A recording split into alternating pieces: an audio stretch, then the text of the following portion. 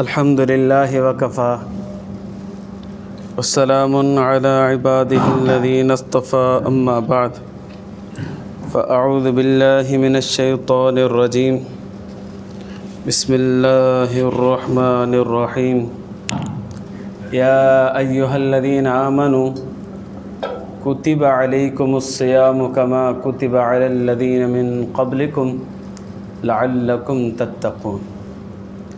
क़ाल नबी सल्लल्लाहु अलैहि वसल्लम लिस्साइमि फ़रहतानि फ़रहतुन इंद फ़ित्री व फ़रहतुन इंद लिक़ाइ रब्बी। अल्लाहुम्मा सल्लि अला सय्यिदिना मुहम्मदिन व अला आलि सय्यिदिना मुहम्मदिन व बारिक व सल्लिम।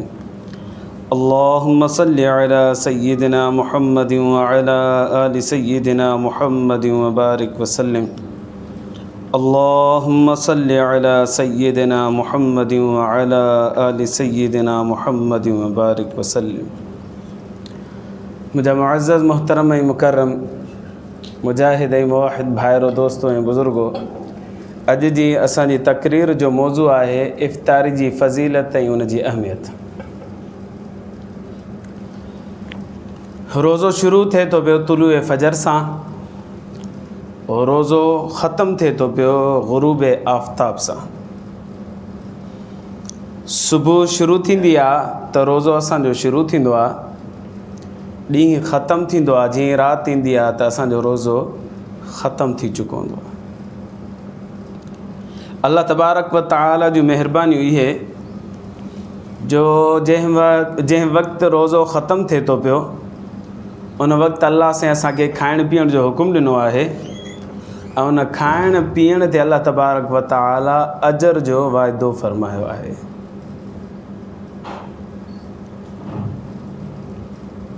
हदीस मुबारका में अचे थो, नबी करीम सल्लल्लाहु अलैहि वसल्लम ने इरशाद फ़रमायो लिस्साइमि फ़रहतानि, रोज़ेदार खे ॿ ख़ुशियूं मिलंदियूं आहिनि। फ़रहतुन हीन युफ़्तिर, हिकिड़ी ख़ुशी तॾहिं मिलंदी आहे जॾहिं हू इफ़्तारी कंदो आहे। व फ़रहतुन हीन यल्क़ा रब्ब, ऐं ॿी ख़ुशी तॾहिं मिलंदसि जॾहिं पंहिंजे रब सां मुलाक़ात कंदो। इफ़्तारी जे वक़्त में कहिड़ी ख़ुशी मिले थी पई? इफ़्तारी जे वक़्त में बानो शुक्रगुज़ार बणिजे थो, इलाहुल आलमीन तुंहिंजी महिरबानी तो सॼो ॾींहुं रोज़े रखण जी तौफ़ीक़ अता फ़रमाए ऐं पाए तकमील ताईं मूंखे हिकिड़ी इबादत करण जी तौफ़ीक़ अता फ़रमाए, उन ते बानो ख़ुशि थिए थो पियो। नंबर 2, सॼो ॾींहुं बुख ते रहण जे करे, उञ ते रहण जे करे जिस्म खे असांखे ग़िज़ा जी ज़रूरत हूंदी आहे, पाणी आठ जी ज़रूरत हूंदी आहे। जीअं माण्हू इफ़्तारी करे थो पियो उन सां रग रग जिस्म जी ठरी पए थी पई। इहा ख़ुशी इंसान खे अल्लाह तबारक व तआला जी तरफ़ां अता थिए थी इफ़्तारी जे वक़्त में। ऐं अल्लाह सां मुलाक़ात कंदो तॾहिं बि ख़ुशी मिलेसि थी। अल्लाह सां मुलाक़ात कंदो ख़ुशी हिकिड़ी उहा मिलेसि थी जो अल्लाह तो इबादत जी तौफ़ीक़ अता फ़रमाई दुनिया में, उन जो अजर आख़िरत में ॾींदे। जॾहिं अल्लाह सां मुलाक़ात कंदो अल्लाह सां फ़रमाईंदो तो रोज़ो रखियो मुंहिंजे लाइ, अचे मां अजर बि पंहिंजो पाण तोखे ॾियां थो पियो। ॿियो क़यामत जे ॾींहुं रोज़ेदार खे अल्लाह तबारक व तआला जो दीदार नसीब थींदो, या अल्लाह सां जेका मुलाक़ात थींदी उन मुलाक़ात जी ख़ुशी खे नबी सल्लल्लाहु अलैहि वसल्लम दुनिया में ज़िक्र फ़रमायो आहे।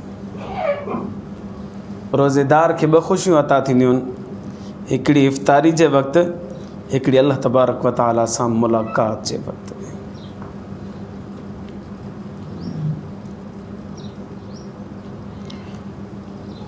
इफ़्तारी जो वक़्तु वॾी बरकतुनि वारो वक़्तु आहे। इन वक़्त में अल्लाह तबारक व तआला लखनि माण्हुनि खे जहन्नम खां आज़ादु फ़रमाईंदो आहे।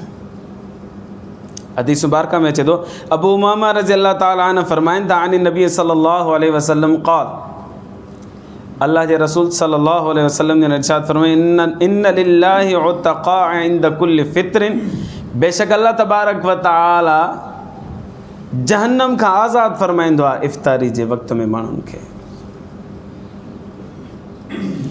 इन करे गफ़लत में रहण खां बजाए कोशिशि कजे अल्लाह तबारक व तआला जी तरफ़ रुजू रखिजे। इन वक़्त में अल्लाह ताईं असांजे लाइ बि फ़ैसिलो फ़रमाए तव्हां ते हीबानो जहन्नम खां आज़ादु थी वञे। इन्न लिल्लाहि उतक़ा इंद कुल्लि फ़ित्रिन, बेशक अल्लाह तबारक व तआला जहन्नम खां आज़ाद फरमाईंदो आहे इफ़्तारी जे वक़्त में माण्हुनि खे। ऐं रमज़ानुल मुबारक त अजीब शइ आहे। रमज़ानुल मुबारक में इफ़्तारी जे वक़्त में भी अल्लाह से माण्हुनि खे जहन्नम खां आज़ाद फरमाईंदो आहे, त वरी राति जो बि माण्हुनि खे जहन्नम खां आज़ाद फरमाईंदो। ऐं लखनि माण्हुनि खे रोज़ाना जहन्नम खां आज़ाद फरमाए। अल्लाह तबारक व तआला बख़्शण जे लाइ तयारु आहे। ई महीनो एॾो बरकतुनि वारो आहे जो हिन में अल्लाह तबारक व तआला माफ़ करण जे लाइ तयारु आहे। पोइ बि असां अल्लाह तबारक व तआला जे दर ते न अचूं ऐं सरबत सुजूद न थियूं ऐं अल्लाह खां माफ़ी न घुरूं, अल्लाह खां मग़फ़िरत न घुरूं, त इन खां वधीक महरूमी थी कोन थी सघे।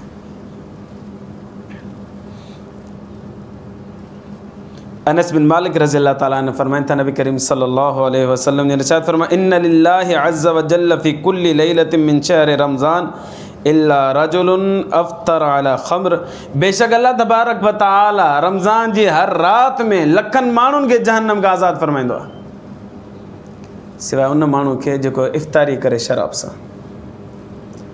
सां इफ़्तारी करे थो पियो, अल्लाह से हुनखे जहन्नम खां ख़ुलासी नसीब न आहे कंदो।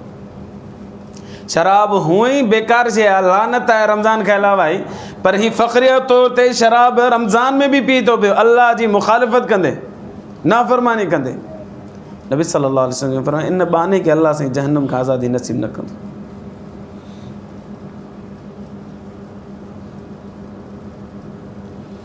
इफ़्तारी जे वक़्त में हिकिड़ी बरकत ई आहे जो फ़रहत मिले थी, ॿी बरकत ई आहे जो अल्लाह साईं जहन्नम खां माण्हुनि खे आज़ादु फ़रमाए थो, टी बरकत ई आहे जो हिन वक़्त में अल्लाह साईं दुआऊं क़बूल फ़रमाए थो। घुरबाना जेको घुरणो अथई मां अल्लाह ॾियण जे लाइ तयारु आहियां। अब्दुल्ला बिन अमर बिन आस रज़ी अल्लाह ताला अन्हु फरमाईंदा, क़ाल रसूलुल्लाह सल्लल्लाहु अलैहि वसल्लम, इन्न लिस्साइम इंद फ़ित्री लदअवतन ला तुरद्दु मा तुरद्दु। नबी करीम सल्लल्लाहु अलैहि वसल्लम ने इरशाद फरमाया, रोज़ेदार इफ़्तारी जे वक़्त में जेका दुआ घुरंदो अल्लाह से हुनखे रद्द नथो करणु फरमाए, क़बूल फरमाए थो। बजाए इन जे जो असां इफ़्तारी जे में मुनहमिक थी वञूं ऐं ग़फ़लत में पइजी वञूं ऐं रुॻी रड़ियूं पई थियनि त हीअ बि ॾियो, हीअ बि ॾियो, हीअ बि ॾियो, उनखां चङो आहे त 5 मिंट कढी 10 मिंट कढी करे अल्लाह तबारक व तआला खां दुआ घुरिजे, अल्लाह तुंहिंजे महबूब सल्लल्लाहु अलैहि वसल्लम फरमायो आहे त दुआऊं क़बूल थींदियूं आहिनि इफ़्तारी जे वक़्तु। अल्लाह मां आजिज़ मिस्कीन कमज़ोर बानो आहियां, मुंहिंजूं लख ज़रूरतूं आहिनि, करोड़े ज़रूरतूं आहिनि, अल्लाह पंहिंजी महिरबानी सां मुंहिंजी उन ज़रूरतुनि खे पूरो फरमाए। इन्न लिस्साइमि इंद फ़ित्री लदअवतन मा तुरद्दु, बेशक रोज़ेदार जे लाइ इफ़्तारी जे वक़्त में अल्लाह से उनजी दुआ क़बूल फरमाए थो। इब्न माजा जी रिवायत है। ॿी हदीस मुबारक, अबू हुरैरा रज़ी अल्लाह ताला अन्हु फरमाइनि था, नबी करीम सल्लल्लाहु अलैहि वसल्लम ने इरशाद फरमायो, सलासतुन ला तुरद्दु दअवतुहुम, 3 माण्हू अहिड़ा आहिनि जिन जी दुआ रद्द न कई वेंदी, क़बूल थींदी आहे। नंबर 1 अल इमामुल आदिल, इंसाफ़ वारो बादशाह। नंबर 2 वस्साइमु हीन युफ़्तिर, रोज़ेदार जेॾी महिल इफ़्तारी कंदो। नंबर 3 दावतुल मज़लूम, जंहिंजे मथां ज़ुल्म थियो न उहो हथ खणंदो न, अल्लाह साईं उन जी दुआ खे रद्द न फरमाईंदो। 3 माण्हुनि जी नबी साईं जन फरमाए दुआ अल्लाह साईं रद्द नथो फरमाए। इंसाफ़ वारो बादशाह हुजे, जे रईयत खे ख़ुशि रखियो हुजे, जे उन्हनि खे सुखियो रखियो हुजे, उन सां इंसाफ़ जो मामिलो कयो हुजे। ईअं न त वॾेरो आहे त उनजो इंसाफ़ ॿियो हुजे ऐं ग़रीब आहे त उनजे लाइ फ़ैसिलो ॿियो हुजे, अहिड़ो न हुजे बादशाह। ग़रीब जे लाइ बि साॻियो फ़ैसिलो आहे त अमीर जे लाइ बि साॻियो फ़ैसिलो आहे। जेके सहूलियात अमीरनि जे घरनि ताईं पुॼनि थियूं पियूं, साॻी सहूलियात ग़रीबनि जे घर ताईं पुॼनि, इहो इंसाफ़ पसंदि बादशाह आहे। नबी साईं फरमाया, हथ खणंदो अल्लाह साईं मोटाईंदुसि कोन, ख़ाली क़बूल फरमाईंदो। ऐं नंबर 2 रोज़ेदार जंहिं महिल इफ़्तारी करे न, हथ खणण जी देरि आहे, अल्लाह वटि क़बूलियत जी देरि कोन्हे। अल्लाह से दुआ क़बूल फरमाए। ऐं नंबर 3 मज़लूम जी दुआ भी अल्लाह तबारक व तआला क़बूल फरमाए थो। करें कंहिंखे अकेलो सम्झी करे चमाट हणण जी कोशिश न कजो। वो हक़ीक़त में ज़ाहिर में अकेलो आहे, हक़ीक़त में हुनजे पुठियां अल्लाह जी ज़ात बीठी आहे।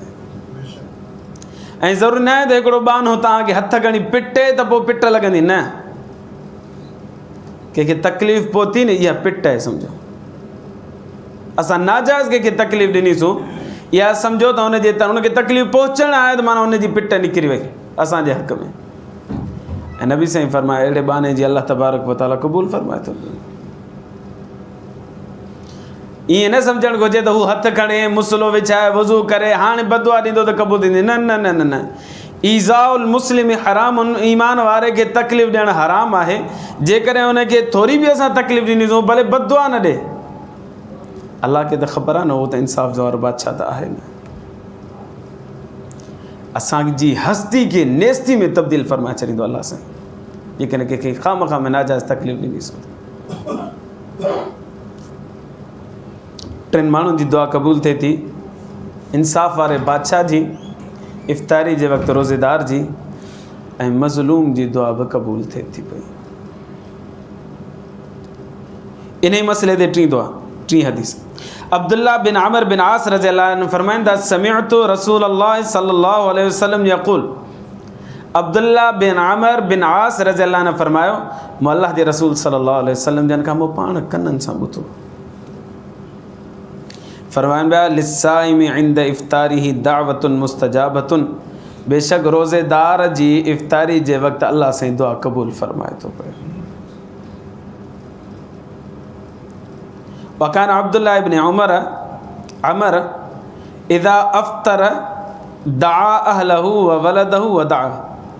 हाणे इन जो रावी जेको आहे न रवायत जो अब्दुल्ला बिन आमिर बिन आस रज़ियल्लाहु अन्हु, उन जे बारे में अचे थो पियो त जेॾी महिल इफ़्तारी जो वक़्तु थींदो न, पंहिंजी घरवारी खे बि सॾु कंदो, पंहिंजे ॿारनि खे बि सॾु कंदो, अचो वेहो क़बूलियत जी घड़ी आहे, दुआ घुरो अचो। पोइ वरी सभिनि सां मिली सिली करे हथ खणी दुआ कंदो।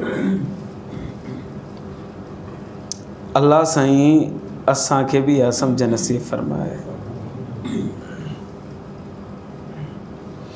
इंतिहाई क़ीमती वक़्तु आहे इफ़्तारी, हर वक़्तु इंतिहाई क़ीमती वक़्तु आहे। अञा छा इन जी क़बूलियत जी का ॻाल्हि हुजे जो नबी साईं फरमाए दुआ क़बूल थी थिए, बसि इन घड़ी खां वधीक घड़ी थी सघे थी? लैलतुल क़द्र असांखे ख़बर पइजे न, फलाणी राति आहे त असां हुन में सॼी राति पंहिंजो पाण खे मुनहमिक रखूं। हिन में ख़बर आहे ही क़बूलियत जी घड़ी आहे। ॿियो कुझु न कयूं, भला अल्लाह जे साम्हूं हथ त खणूं। अल्लाह साईं फरमाए थो हथ तव्हां खणणु तव्हांजो कमु आहे, क़बूल करणु मां अल्लाह जो कमु आहे।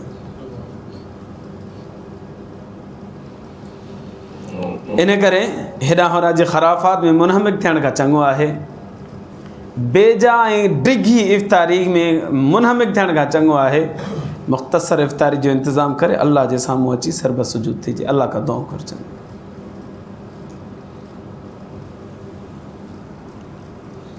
दुआ कहिड़ी पढ़िजे इफ़्तारी में? तव्हां असांखे यादि आहे, अल्लाहुम्मा इन्नी लका सुम्तु व बिका आमनतु व अलैका तवक्कलतु व अला रिज़्क़िका अफ़्तरतु। इहा असां सभिनी खे दुआ यादि आहे, उन्हनि बंदड़ियुनि में मिलंदी उहा यादि करे छॾीसूं।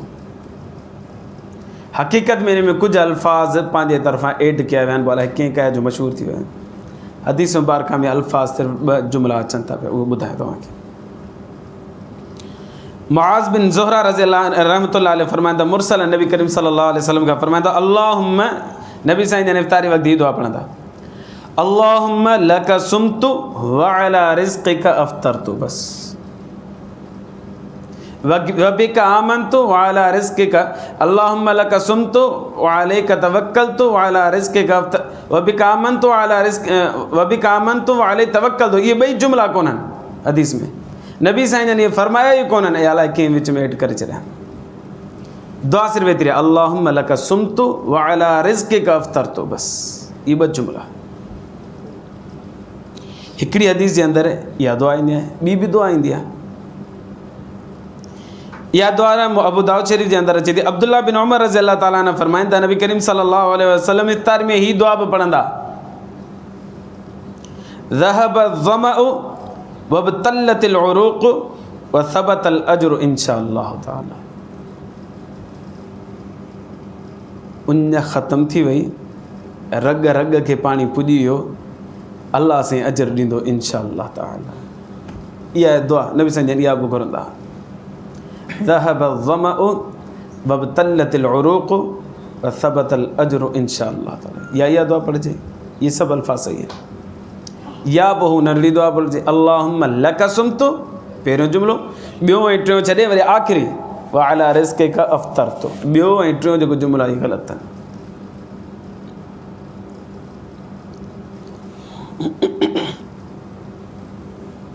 हर माण्हू चाहींदो त मां रखां रोज़ा 30, पर जेकॾहिं न मूंखे 300 रोज़नि जो सवाबु मिली वञे त केॾो भलो थी वेंदो।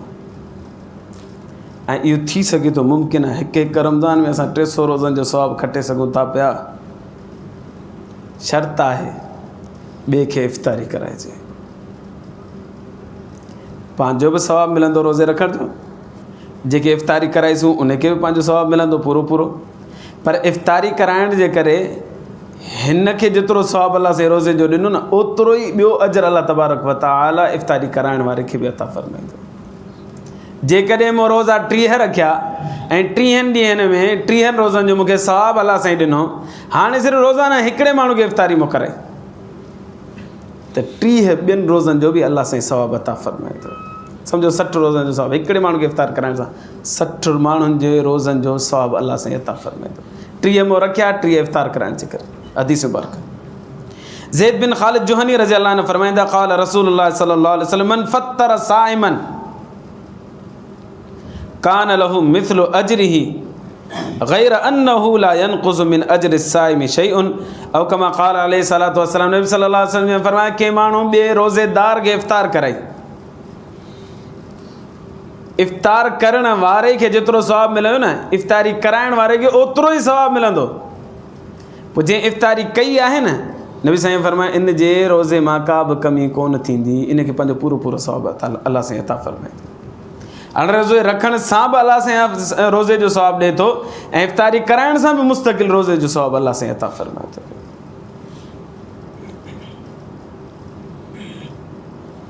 केरु ग़रीब दर खड़काए इफ़्तारी जे वक़्त में, कोशिशि कजो कुझु न कुझु ॾेई छॾिजो, मुमकिन आहे उहो रोज़ेदार हुजे।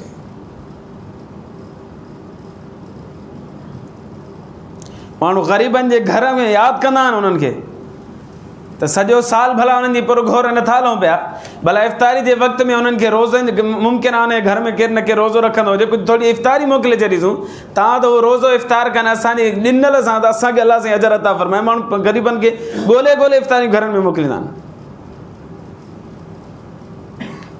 मदरसनि में माण्हू ख़ासि करे तमामु करे मोकिलींदा आहिनि, इफ़्तारियूं वठी करे सौदा सामान सलफ वठी करे, तव्हां त ॿार इफ़्तारी कनि था, अलाह साईं असांखे अजर अता फ़रमाए। इन करे कोशिशि कजे त पाण बि रोज़ो रखिजे ऐं रोज़े जी इफ़्तारी जो बि एहतमाम करणु घुरिजे ॿियनि मुसलमान ईमान वारनि जे लाइ। इफ़्तारी जी इब्तिदा छा सां कजे? अनस बिन मालिक रज़ी अल्लाह ताला अन्हु जन फरमाइनि था, अन नबी सल्लल्लाहु अलैहि वसल्लम कान यब्दउ इज़ा अफ़्तर बित्तम्र। नबी करीम सल्लल्लाहु अलैहि वसल्लम जन इफ़्तारी जी इब्तिदा खजी सां फरमाईंदा हुआ। तम्र खारक खाई करे अल्लाह जे रसूल सल्लल्लाहु अलैहि वसल्लम इफ़्तारी फरमाईंदा। बहितरीन ऐं अफ़ज़ल इफ़्तारी उहा आहे जंहिंमें इब्तिदा खजी सां कई वञे। सुननुल कुबरा लिन्निसाई जे अंदरि रिवायत आहे। साईं जेकॾहिं खजी मुयसर न आहे त पोइ छा कजे?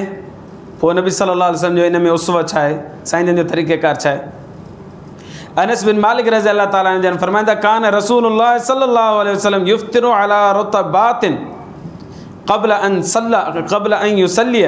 नबी सल्लल्लाहु अलैहि वसल्लम ॾोके सां इफ़्तार फरमाईंदा, निमाज़ खां पहिरीं पहिरीं इफ़्तारी कंदा, मग़रिब जी नमाज़ पढ़ण खां पहिरीं इफ़्तारी फरमाईंदा हुआ, पर उन में इब्तिदा कंहिंसां कंदा, ॾोको खाईंदा, ताज़ी खजी खाईंदा हुआ।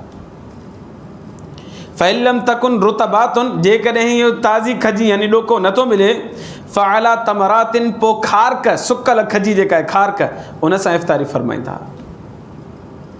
फ़इल्लम तकुन जेकॾहिं इहो बि नथो मिले त हसा हसवाति मिन माइन, पोइ पाण करीम सल्लल्लाहु अलैहि वसल्लम पाणी जा 2 टे ढुक पी करे इफ़्तारी फरमाईंदा हुआ।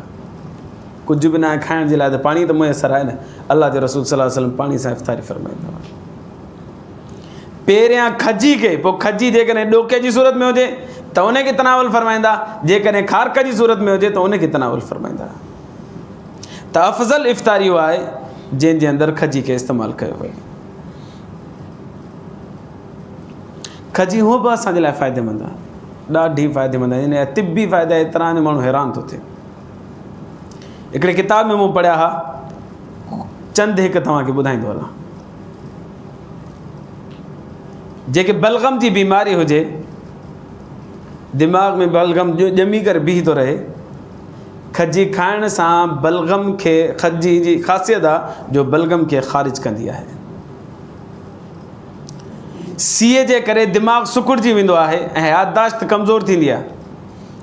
खजी खाइण सां उहा याददाश्त बहाल थी वेंदी आहे, दिमाग़ खुली वेंदो आहे।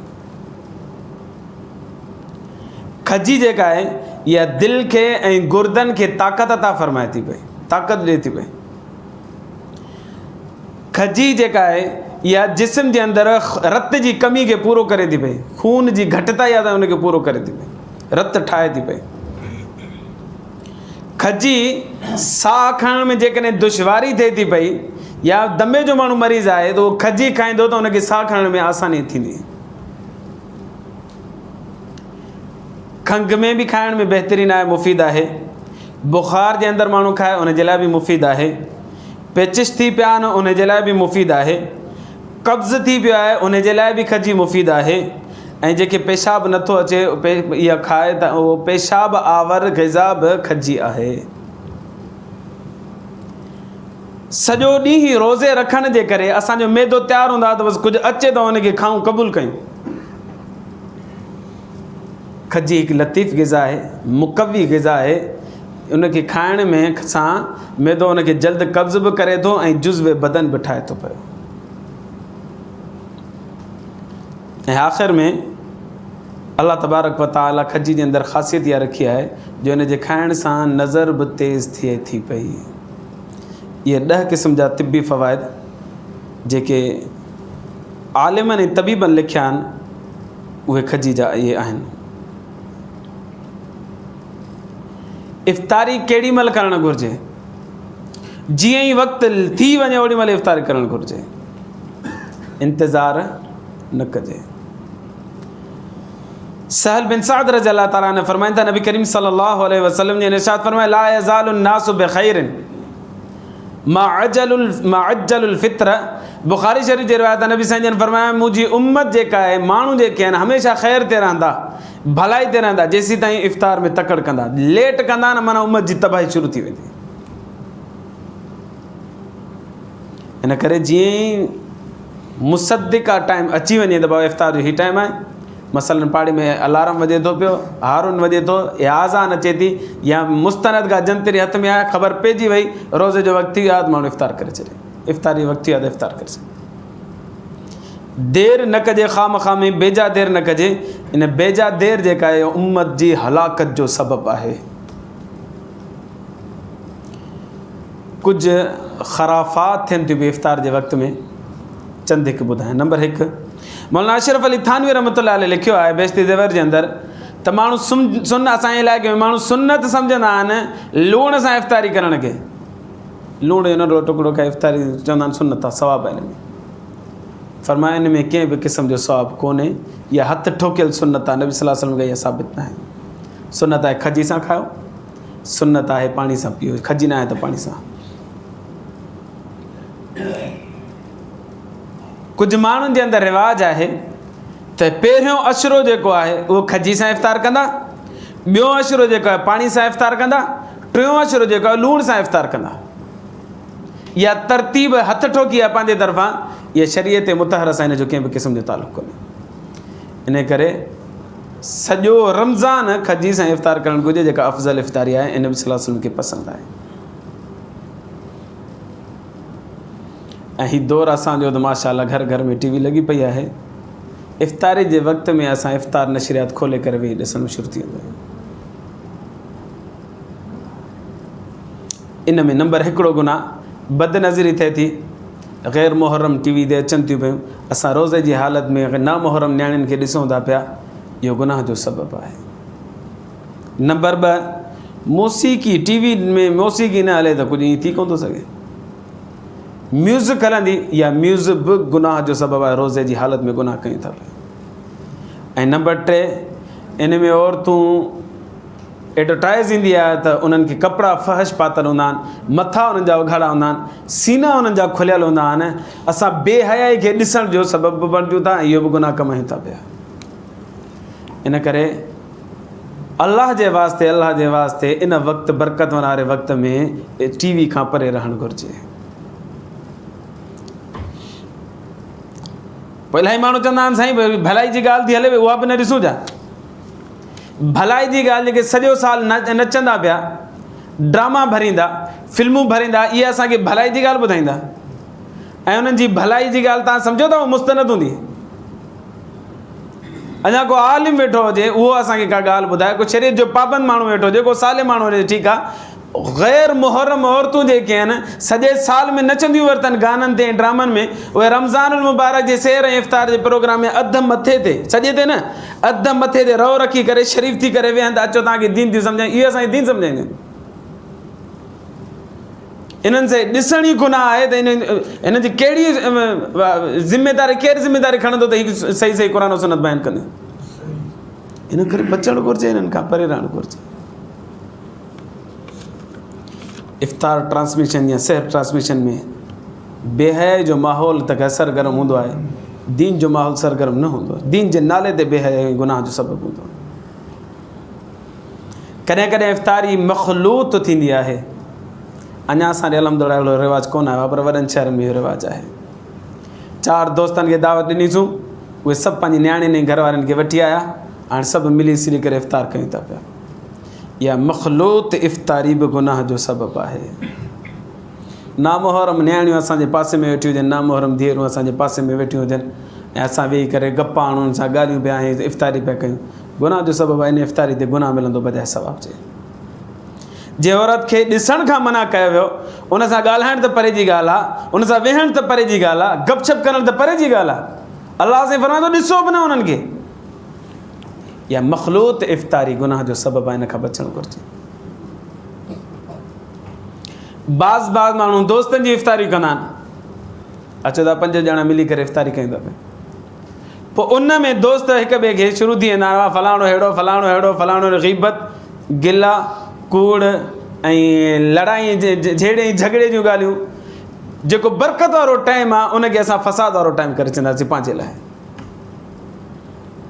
जेकॾहिं ॿिए खे इफ़्तारी जे लाइ दावत ॾिजे त पंहिंजी ज़बान ते कंट्रोल कजे, उहो जुमिलो ॻाल्हाइजे जेको ख़ैर जो जुमिलो हुजे बसि।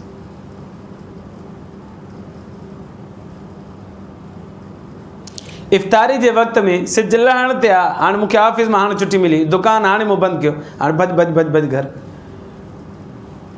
आहिस्ता गाॾी हलाइजे, एहतियात सां गाॾी हलाइजे। अल्लाह रहम करे, इन में एक्सीडेंट बि थी सघे थो पियो। अल्लाह रहम करे तव्हांजो ॿिए कंहिंसां सामनो थी पवे, धक न लॻे, खणी आमनो सामनो थी पवंदो आहे, पोइ माण्हू गारियूं बि ॾींदा आहिनि, घटि वधि ॻाल्हाईंदा आहिनि। अंधो ई छा ॾिसण में नथो अचे, छा ॾिसी करे गाॾी हलाए। माण्हू इत्मिनान सां वञे रस्ते में, कि अल्हम्दुलिल्लाह पाकिस्तान आहे, इस्लामी मुल्क आहे, रस्ते में तव्हांखे खजी मिली वेंदी, हिकिड़ी खजी पई हुजे, रस्ते में माण्हू आराम सां इफ़्तार करे सघे थो। इत्मिनान सां घर पुॼणु घुरिजे, तकड़ करण जी ज़रूरत न आहे। हिकु दफ़े मूंखे अलाए किन कम सां वियो हुउसि, GR कॉलोनी जे वटि पेट्रोल पंप ते लथुसि, त अचां पियो